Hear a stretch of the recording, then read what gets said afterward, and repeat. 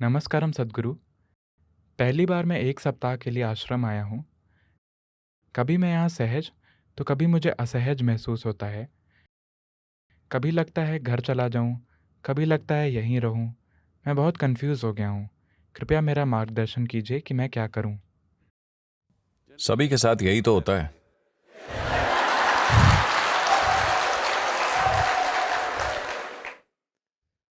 तो इनका कहना है कि ये दूसरी या तीसरी बार यहां आए हैं। ये सच में यहां आना चाहते हैं, तो ये यहां आते हैं। पर जब ये यहां आते हैं तो अचानक कभी कभी इनका घर जाने का मन होता है। जब ये वहां होते हैं तो बेशक ये यहां आना चाहते हैं।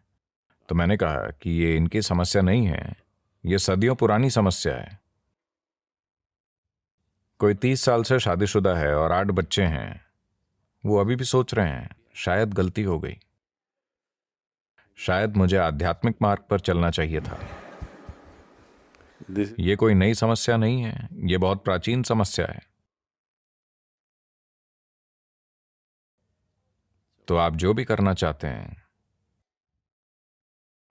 उससे पहले आपको अपने अंदर आनंद और स्पष्टता लानी चाहिए।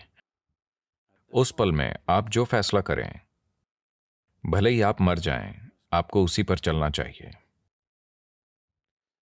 जब भी आपकी भावनाएं ऊपर नीचे होती हैं, आपका मन कई चीजें कहता है, वो महत्वपूर्ण नहीं है। आज ये एक बात कहता है और कल दूसरी, सुबह ये शाम को वो। ये आज एक बात कहता है और कल दूसरी। इसका कोई महत्व नहीं है। मैं आनंद इसलिए कह रहा हूं क्योंकि आनंदित होने पर आप आदतों से मजबूर नहीं होते। जब आप बहुत खुश और स्पष्ट होते हैं, तब अगर आप तय करें यह करना मेरे लिए समझदारी है, वही करिए। फिर अगर नर्क महसूस हो तो भी फर्क नहीं पड़ता। आप 10 साल नर्क से गुजरते हैं तब भी फर्क नहीं पड़ता, आप बस वही करिए, क्योंकि आपकी खुशहाली वही है।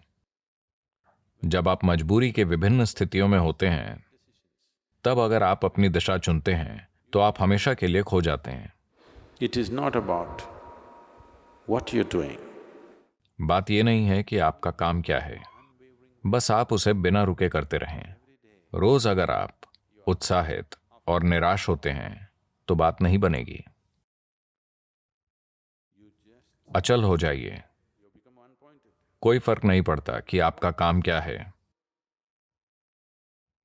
अगर आप कसाई बनना चाहते हैं तो अडिग कसाई बनिए, बात बन जाएगी।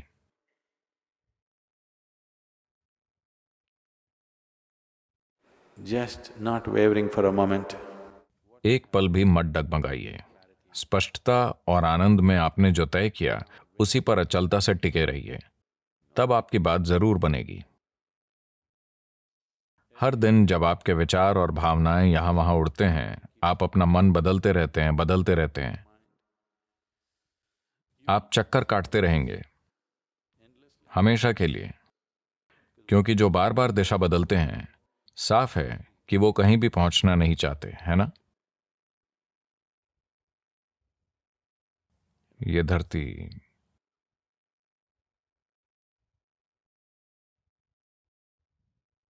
ये धरती गोल है, तो किसी भी दिशा में जाओ, कोई फर्क नहीं पड़ता। जब आप दिशा बदले बिना आगे बढ़ते हैं, तब यात्रा कर पाएंगे, है ना? आपकी यात्रा पूरी होगी।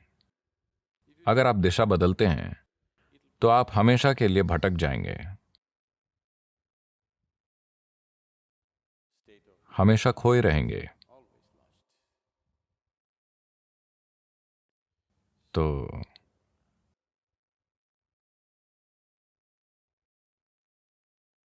आप वहां रहना चाहते हैं, वहां रहिए, कोई समस्या नहीं है। आप यहां आना चाहते हैं, यहां आइए। हर दिन अपना मन मत बदलिए। सुबह ये और शाम को वो सोचकर आप खुद को और आसपास के लोगों को परेशान करेंगे। जो व्यक्ति लगातार मन बदलता रहता है, वो अपने और आसपास के लोगों के लिए परेशानी है ना?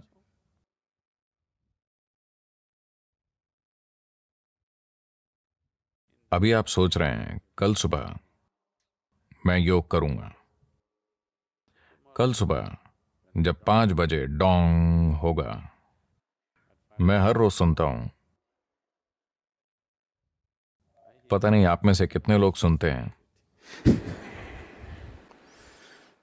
जब डोंग बजता है,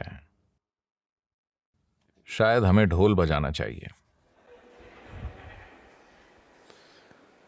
Then तब आपका शरीर कहता है, भाड़ में जाए योगा, मैं तो बस।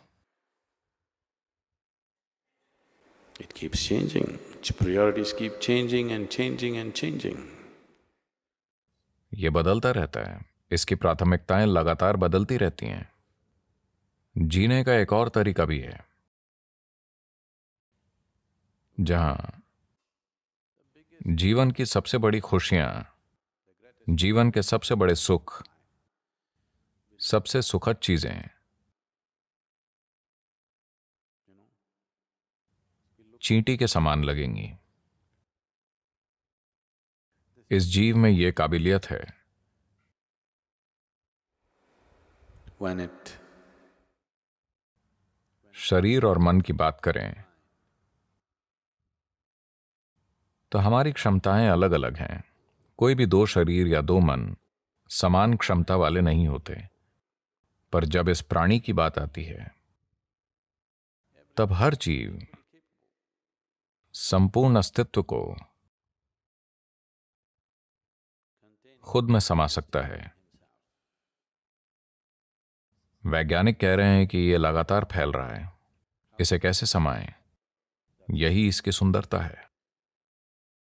वो जो अनंत है, जो शाश्वत है, जो असीम है और जो हमेशा फैलता है, वो इस जीव में समा सकता है।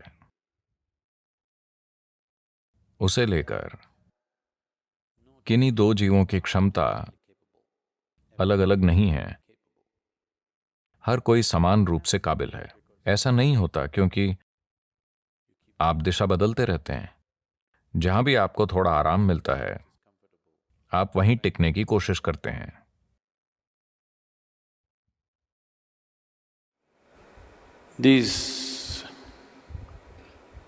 This so-called getting civilized has become a huge detriment for spiritual process.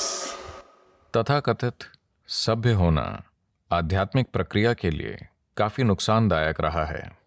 ये जरूरी नहीं है, पर मैं ये कहना चाहूंगा, क्योंकि अगर आप खानाबदोश होते, आप जानते हैं खानाबदोश क्या होता है? खानाबदोश मतलब समझदार।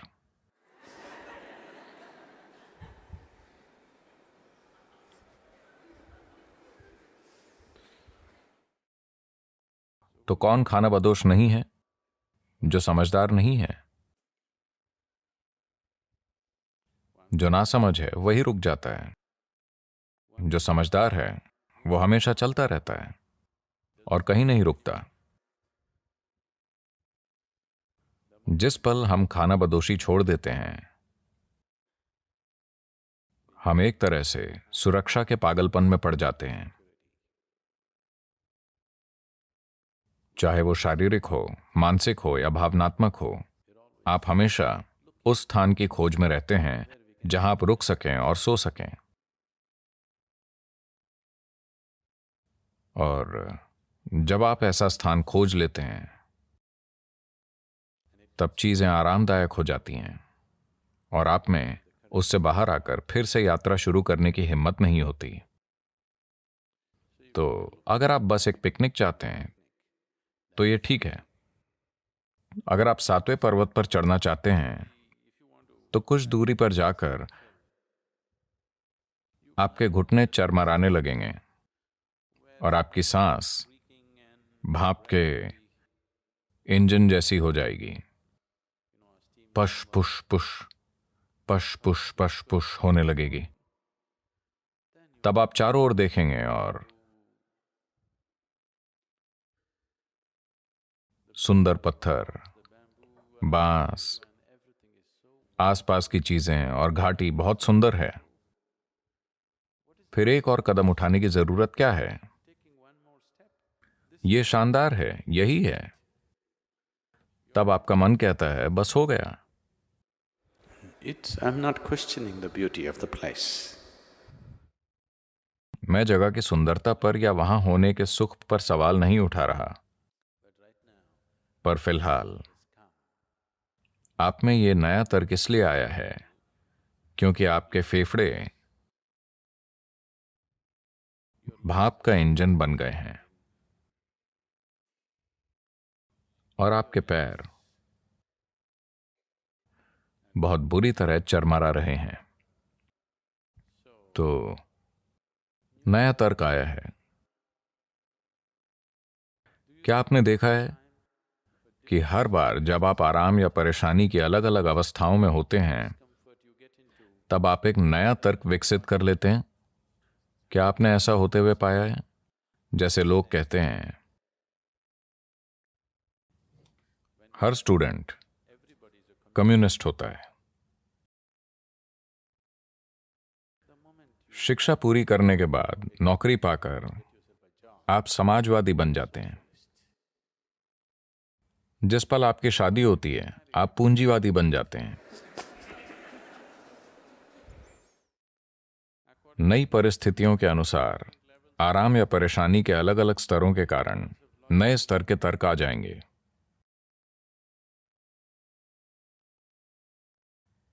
अब दुनिया ऐसी हो चुकी है कि माओवादी पूंजीवादी बन गए हैं। हाँ, That is it. ऐसा हो गया है।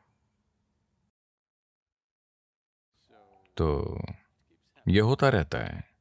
इसीलिए स्पष्टता और आनंद के उस पल में आप अपने कल्याण को देख पाते हैं। आपको उस पर टिके रहना चाहिए। कल ये आपको भयानक लग सकता है, पर उससे कोई फर्क नहीं पड़ता। बस आप टिके रहिए, चाहे आपको वो नर्क जैसा लगे। यही खुशहाली है। अगर आप मन बदलते रहेंगे तो कुछ नहीं हो पाएगा।